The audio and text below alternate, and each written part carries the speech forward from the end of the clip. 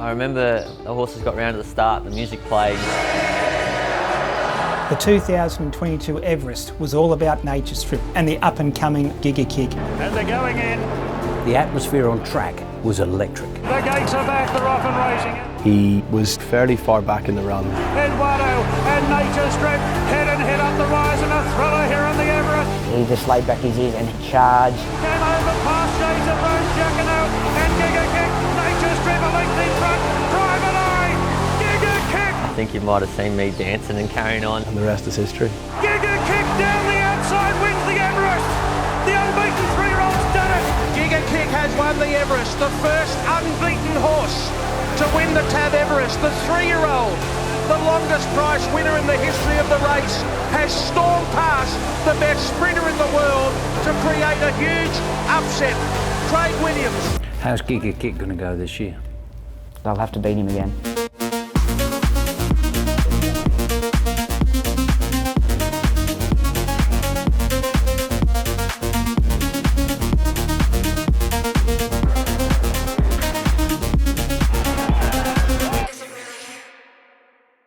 In 2017, Racing New South Wales Chief Executive Peter V'landys had an idea that turned racing in Australia on its head. Normally, horses have to qualify to enter a race. In the Everest, slot holders buy a slot. The reason why someone wants to buy a slot is the prize money. Last year, $15 million. That makes the Everest the richest race on turf in the world. This is what the Everest is all about, the slot. There are 12 slots in the Everest, and each one costs $700,000. Once a slot holder has bought the slot, the deal making begins. Slot holders are chasing the owners and trainers of the fastest horses. Trainers are putting their horses in races leading up to the Everest to try and catch their eye. It all comes down to the deal. The Everest may be a sprint, but the race to get into it is a marathon.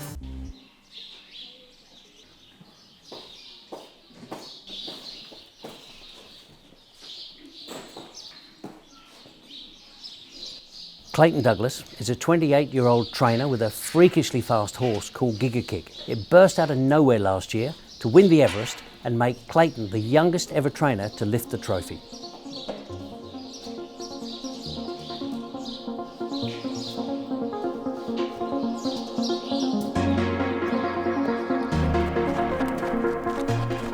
Oh, he's awesome. He'd come and sit on the couch at home if you'd let him. He's a bloody ripper.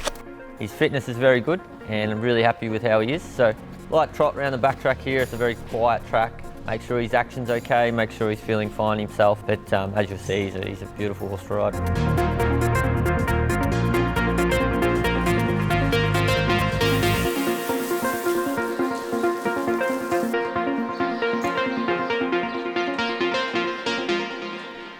He's come back from a break in great order. I know Clayton's very pleased with him, and I know he's developed and set. And Clayton's quote was, "The boys turn into a man." So let's hope that he can, those outward looks show in his races, and he's gone on again to that next level. So we go and see him? Yeah, we should. Yeah. You sort of shot out of the blue, out of nowhere, didn't you, with this? It's an amazing story, it really is. To think he won a maiden in the February and to go into the October and win an Everest, it's a phenomenal feat. I don't know if any horse is going to do that ever again. Do you ride him yourself? Yeah, look, I ride him myself and I've ridden him from day one, so I like to sort of keep a routine. He's a flashy bugger. I've known Clayton ever since he was a jumping jockey, a flat jockey, and I knew he was a very good judge. I went down and trialled him. Clayton wasn't wrong. The horse had really come on. He's got the ability to be one of the best sprinters we have in Australia in time. You had to get Giga Kick up to New South Wales. How do you get him there? And we sort of headed up the week before on the private truck. So, yeah, look, he obviously heads up with his mate Frankie, and Frankie's a little Shetland pony, and he's been Giga Kick's travelling companion for quite some time now. They herd animals in the fact that, they do like having company. Generally speaking, I'll be in the truck with him. I normally like to be alongside him. In the back? Yeah, look, I'd go in the back as well, so it's a pretty easy trip. Has the money made any difference to you? Oh, absolutely it has. You know, I now own a house because of him. And what was the story with the slot? It's a little bit to it, and everyone needs to be happy with it. So, you know, it takes a little bit for everyone to be happy when there's a lot of prize money on the table. James, when did you first hear about the Everest? How does it work? Peter V'landys called me, and I remember it quite vividly. He was very emphatic on the phone, and he sounded so driven and excited about this idea. It was a model that was probably taken from the American version of the race, the Pegasus. And interestingly, the Pegasus didn't quite succeed, but Peter worked out how to engineer the Everest to make it work. So there are 12 slots, which means only 12 runners in the race. And at the time, the cost of the slot was $600,000 a year. So we've been paying Racing New South Wales $600,000 a year, and that allows us then to go and negotiate with the owner and the trainer of a horse of our choosing to represent us in the race. You know, you don't have to have a horse to have a slot. People are leasing slots, they're selling slots depending on the demand. It's probably one of the most unique parts of it. There's no set terms and conditions on how the prize money can be split or what way it can work. There is a return for the slot holders, but there's also the excitement if you can find your own horse and win all the prize money, or simply split it. So it's a great and unique concept that's worked very well. It's talked about around the world. When you travel overseas, it's the first thing people want to talk about, and how they've linked this race to Australian racing is quite unique in what is relatively a short period of time for the historic game we're in.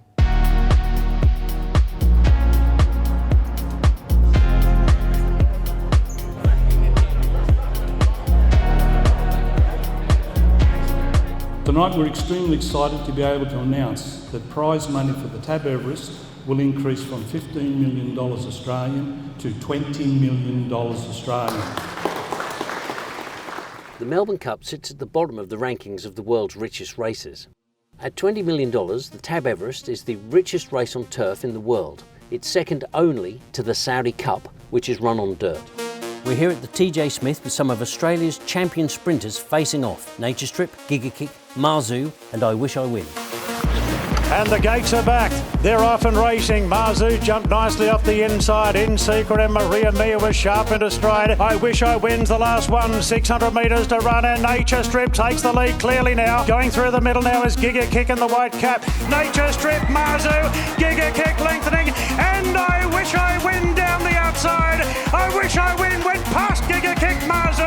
I Wish I Win from last. A spectacular TJ win. I Wish I Win knocked off Giga Kick and Marzu. What a horse. What a horse. How good is this horse, Moots? Yeah, he's pretty special. You know, we tried something different this time round, and, you know, he's running well without winning, so to be rewarded today was very special. And a big thanks to the Chittick family, Mark and Pippa, they're down in the South Island, they'll be watching there. This horse has won the second richest race in Australia. Do you want to come back and win the richest?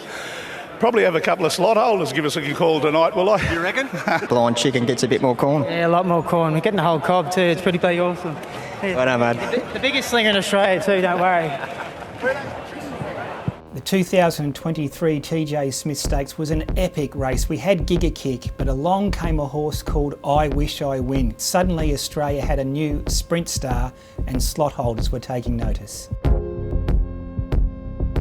The two-day Scone Cup Carnival in mid-May becomes a destination point for the New South Wales and indeed Australian racing and breeding industry. All the major Hunter Valley studs are all located in and around Scone.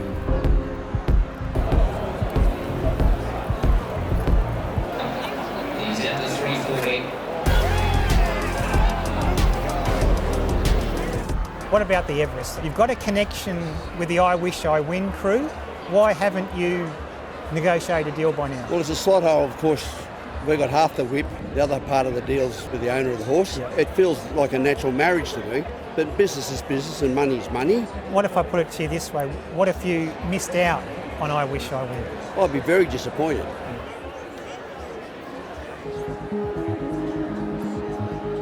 You've seen big races around the world. You've had runners in big races around the world. What's the Everest mean? Oh, I haven't had a runner in it yet, and it's the one race I'm really striving to have a runner, but it's the race where you basically need, you know, one of the fastest horses in the world to get into it. First things first, I've got to try and find a horse fast enough, but to have a runner would be very special, and it's an amazing concept. About to head down for the Luskin Star Stakes here at Scone. This is a race which in the last 6 years has produced 4 winners to go on and contest the Everest. Who knows which horse will come out of today's race and possibly make the Everest field later this year. Gates are back.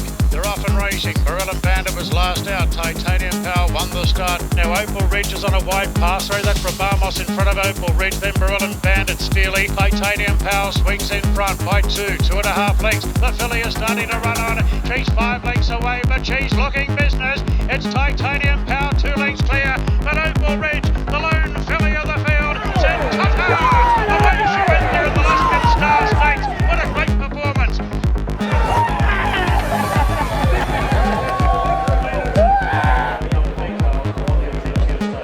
Is that race in October even on the horizon at all? Or? Who knows, mate? Yeah. Like, you know, we'll ride the trip.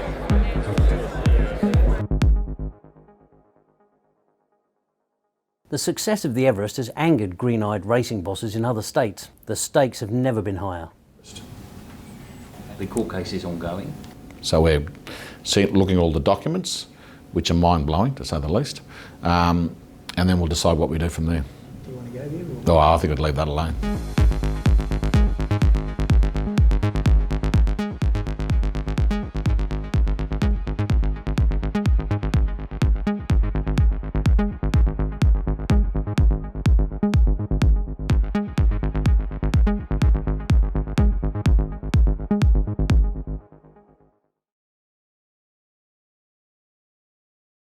What are you really gambling with? For free and confidential support, call the number on the screen or visit the website.